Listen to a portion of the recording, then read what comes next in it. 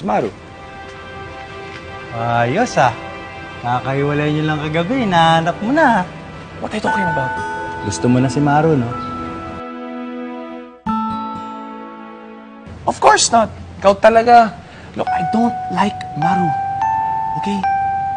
Oh, ayan ke. Nasabi sa akin ka pa nagde-deny ah. Sa akin pa talaga ah. Nakita ko kayo magka-holding hands sa ospital. Teka lang.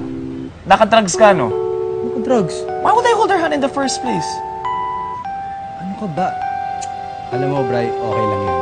Wala kang po problemahin sa akin. Ano bang problema mo kay Maru? Ang ganda-ganda naman ng bata. Kasi, well, siguro if I did hold her hand, siguro naka-medication lang ako, kaya ginawa ko yun. Baka ganun lang yun. Hindi ko lang kasi maalala eh. Gumagawa kasi ng story eh. Wala. Basta di totoo yun, ha? Okay. Hindi totoo.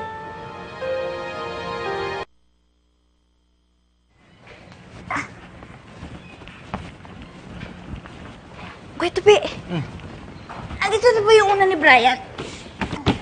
Oo, kanina pa. Nilagay ko dyan. Ay, very good. Kanina ko pa hinahanap eh. Kasi pag yun, naiwan na naman natin, lagot na naman ako dun sa nagtotopak na lalaking yun.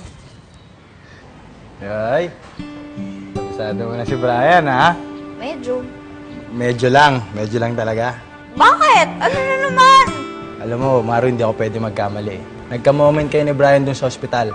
Wag mo din nakita ko yon. Hinawakan niya yung kamay mo. Alam mo, Kuya Tupi, malisyoso ka masyado, no? Bakit? Di ba totoo?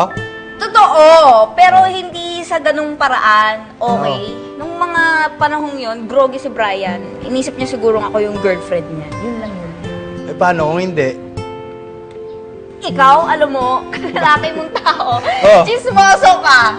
Sigurado naman ako na hindi namin type ni Brian ang isa't isa. Kaya malabo yun, erase. Mabuti pa, kasi nang iinis ka dyan, maging buena mano ka na lang sa tosino ko, ha? Para matuwa pa sa'yo yung nanay ko. Okay lang po ba yun? Okay lang naman. Sandali lang, kukunin ko lang sa loob. Ba't ka galit? Di ako galit!